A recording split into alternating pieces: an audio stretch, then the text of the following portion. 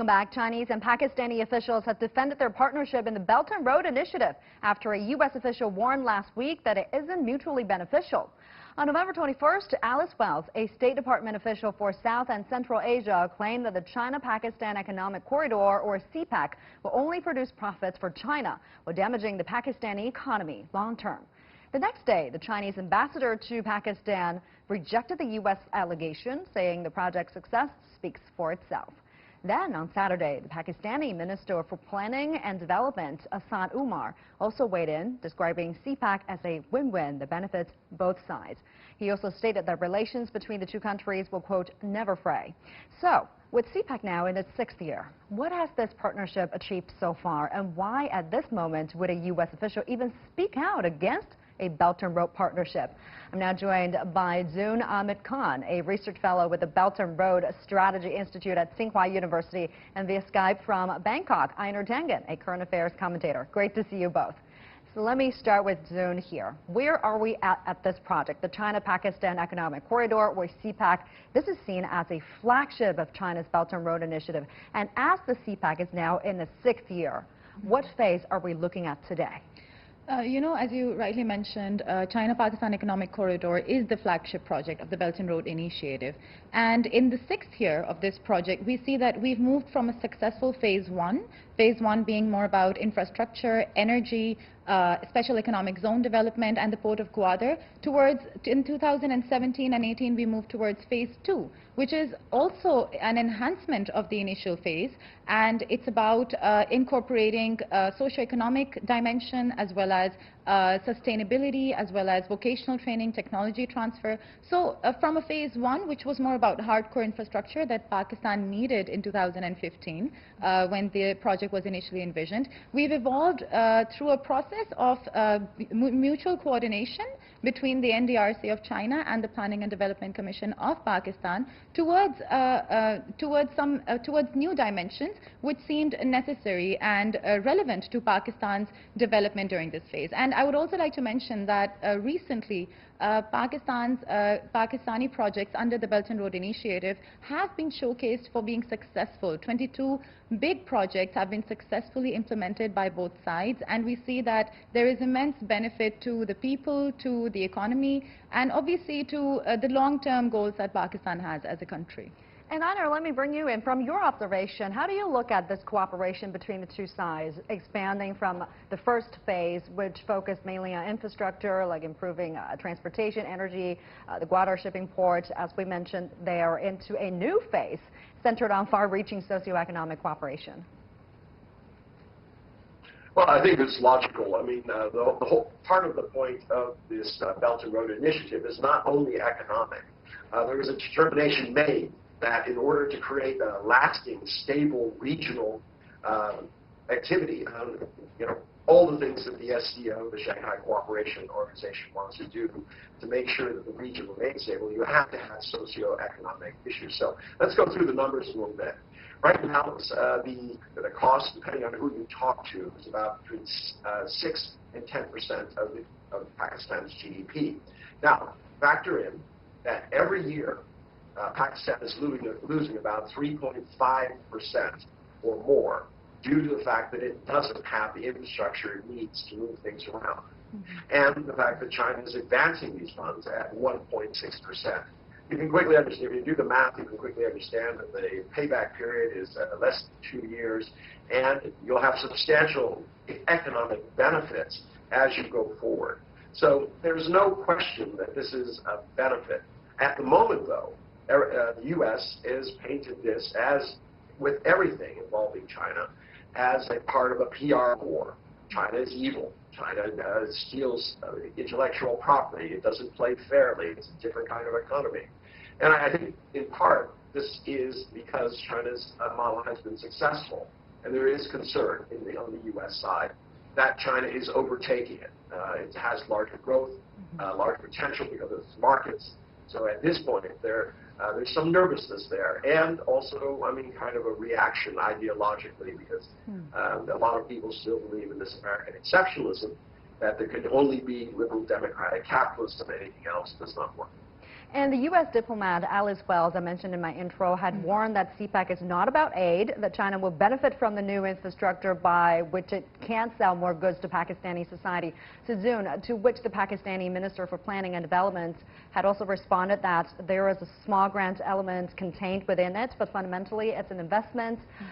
He also said that aid that Pakistan received in the past did not really contribute to, in real terms, towards the country's progress, but she was right to point out that we must stand on our own feet. What's your take on this remarks? Is it a fair assessment? You know, I think one thing to understand is that, of course, if you look at the US's posture towards the CPEC, it's compatible with their opinion on many other issues to do with China. The fact that China's Belt and Road Initiative, for instance, has been criticized not only in Pakistan but in other countries, in Sri Lanka as well. And obviously you look at their opinion of China's rise in East Asia, it's only inevitable that the remarks specifically towards CPEC need to be understood in the broader picture. Obviously, the risk right now is that when such statements are made, because the Chinese ambassador, before Asad Umar's came his remarks in response to Alice Wells' statement, and he said that she had been briefed twice on CPEC, and her statements were not compatible with what she had been told and the conversation that they had had before. So it seems that these remarks are made to create certain sense of doubt, and the risk is that in Pakistan or in other countries that are recipients of Chinese investment, our partners in the Belt and Road Initiative, these kind of irresponsible remarks can have an effect on how people perceive. If you look at the facts, if you look at how far Pakistan has come since 2015 to today, obviously the investments have been beneficial.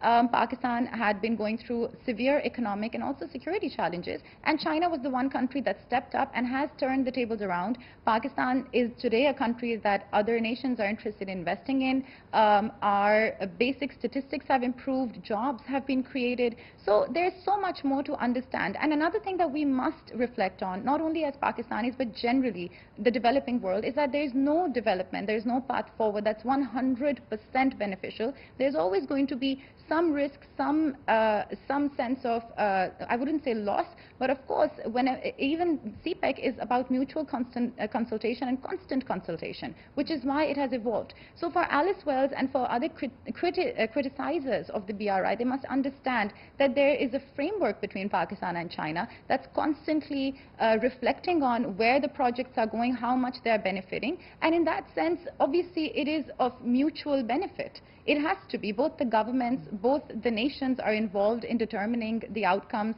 and the agendas. So if these remarks, essentially what they do is they assume that the Pakistani government is not in control and is not in charge, and this in itself is a very negative mindset, and it's, I think, a mindset that we've experienced in the past as well as far as Washington is concerned. Yeah, and the U.S. diplomat also argued that Pakistani's economy has begun to be crushed under the weight of Chinese debt, while Pakistan's Minister for Planning and Development said the Pakistani debt crisis has, quote, nothing to do with China. Actually, he had also previously addressed the allegation last year when he attended the first China International Import Expo. He said Pakistan has a debt problem for sure, but Pakistan does not have a China debt problem. He also hinted that the U.S. should mind its own business and worry about its own debts because the U.S. owes China $1.3 trillion US dollars. Though on Saturday, he also noted that our total public debt right now is $74 billion US dollars, of which Chinese debt amounts to $18 billion US dollars, even less than 1/4 of the total debt. And further breaking down the CPEC debt under this figure of public debt is $4.9 billion US dollars, not even 10% of the total debt. So, Einar, let me get your thoughts on the debt trap, the so-called debt trap. What do you think? Proportionally, those figures actually sound quite large. Are those significant debts or not? Well, it's a significant amount of your debt, but the issue is it's an investment. The question is, what is the return? If you're getting 3.5% return based on a more efficient economy, that is a minuscule, and by 3.5% of total GDP net return. So Pakistan could easily afford this if it generates the kind of efficiencies they've had. Now you've seen this is a tremendous turnaround in the power generation. and that's been very good. Roads have really improved, but there's still a lot more to do. Obviously, the port of Gondar is very, very important. It was beginning operational in 2016. They need to make it fully operational and get it up to the kind of levels where it is profitable. So, you know, this is one of the dilemmas. The Belt and Road is not one project. It's a series of projects that links the world. And when that happens, each of these pieces will be worth much more than the sum of the parts. So this is where things go. But let's keep in mind, Pakistan does have its headwinds, and they are economic, some of them political. It's mired in situations involving India, definitely Afghanistan. These are areas where it's very, very difficult. China has been a fair and well-weather friend.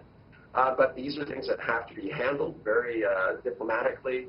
There's got to be a win-win situation out of this, and it's going to take a lot of cooperation between them. Even on these projects, you know, the amount being spent has increased from 48, I think, to 62 billion. And you know, these things have to be monitored. It's not just about political desire and goodwill. It's also about on the ground, making sure that all of the project components are completed on time and to budget. So, Zoon, how do you look at this? The Pakistani have already clarified they don't view CPEC as a debt trap. So why do some Westerners insist on making that argument? I think it's just an argument that that was attractive to people who want to view China's rise with suspicion. We saw that in 2017 with respect to Sri Lanka. There were a lot of Western reports talking about the risks of investment, China's investment in these countries. But essentially, I think we need to understand that these countries, including Pakistan, Sri Lanka, other Belt and Road countries, especially countries to the west of China, have been in need of investment, have been in need of some basic interest in their economies, because if I specifically talk about Pakistan's example, the projects that were finalized in 2015, Pakistan was in need of those projects since 2007, 8 and 9, but no country was willing to invest. So it's important to understand why these projects are essential to these countries. Talking about a debt trap is easy, but let's not forget that the United States or other countries that don't have a direct stake in the region are not so much interested about the welfare, well-being, sustainability, and the prosperity of the people in this region. I'll give a small example. If you look at the post-1980s Afghan war, in 1989, the US just packed up and left. And what were the implications of that war on the region? It was of no concern. I'll also mention that recently I was on a panel with an American scholar with respect to 9/11, and he said, well, the only concern right now Washington has is that another 9/11 doesn't repeat. So the point is that China is affected by the prosperity and economic cooperation and people's betterment in this region. All right, we're going to have to leave it there. We're running out of time. Thank you very much, Zoon, joining us here in Beijing, and Einar joining us there via Skype in Thailand. Thank you very much. And that does it for this edition of The Point. Thank you for watching, and bye for now.